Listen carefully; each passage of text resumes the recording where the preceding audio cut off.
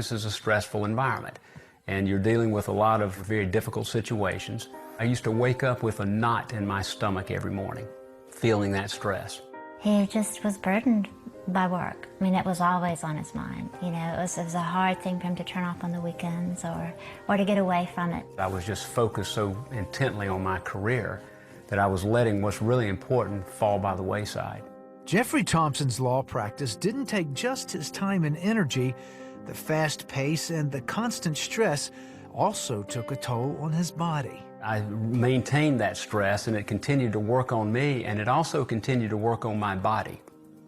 And eventually it broke down.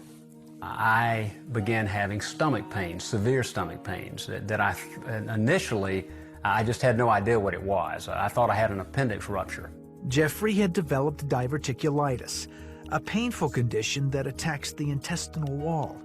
Months of natural treatments had failed, and his condition had become so advanced he needed surgery to remove part of his intestine. But what looked like a textbook operation left him suspended between life and death. And I woke up to a surgeon pulling a sheet off of my stomach. And as I looked down, I knew immediately something was terribly wrong. And then I looked into the surgeon's eyes, and I could see concern on his face. He had been hemorrhaging for almost 24 hours. And they had continually given him blood, but it was hemorrhaging into his abdomen, and they didn't know it, into his stomach.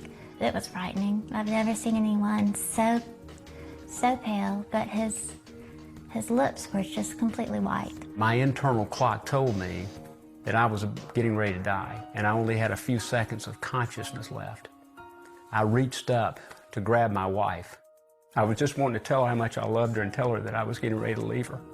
And I went to him, and it was right after that I lost him. You know, I could tell he left. He took my hand, and then he was gone. And my life came to my center torso, and I began to rise out of my body up into that room.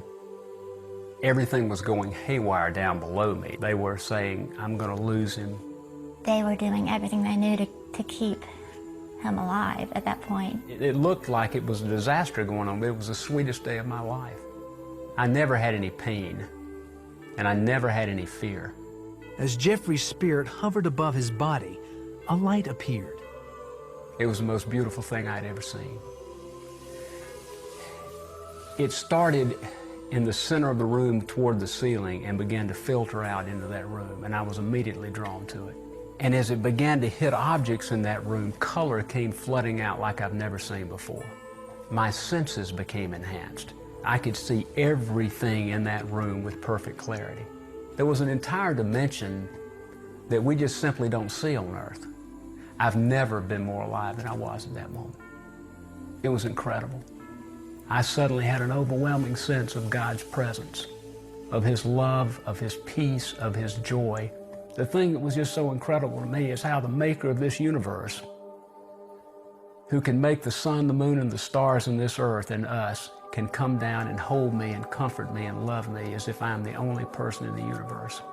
And I remember thinking about the prodigal son. That's what came to mind for me, that long-lost son that had gone out and strayed, and he had come back home.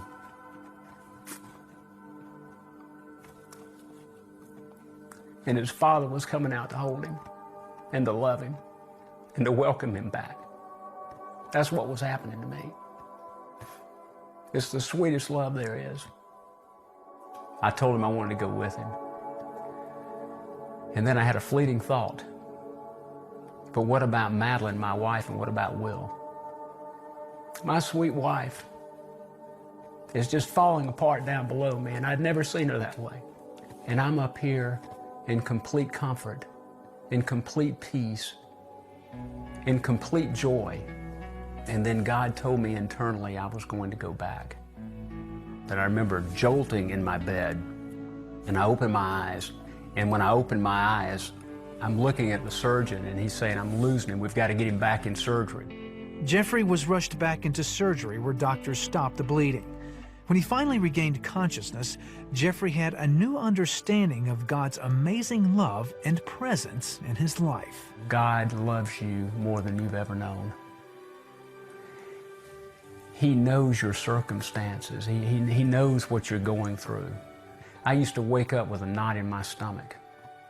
I wake up with joy in my heart. I know He's with me. You can't go through something like that and not be a changed man. He has a peace about him. He's a very peaceful and very centered. He's really not fearful of anything now. Jeffrey's recovery was long and difficult, but the peace, joy, and love of God he found on the day he faced death is now with him in everything he does. There's a peace and a love there like I can't describe to you. And it's an entirely different way of living. I've never enjoyed living more, and I understand now what's really important. I want to live for God, and I pray that He'll give me the opportunity to continue to do that.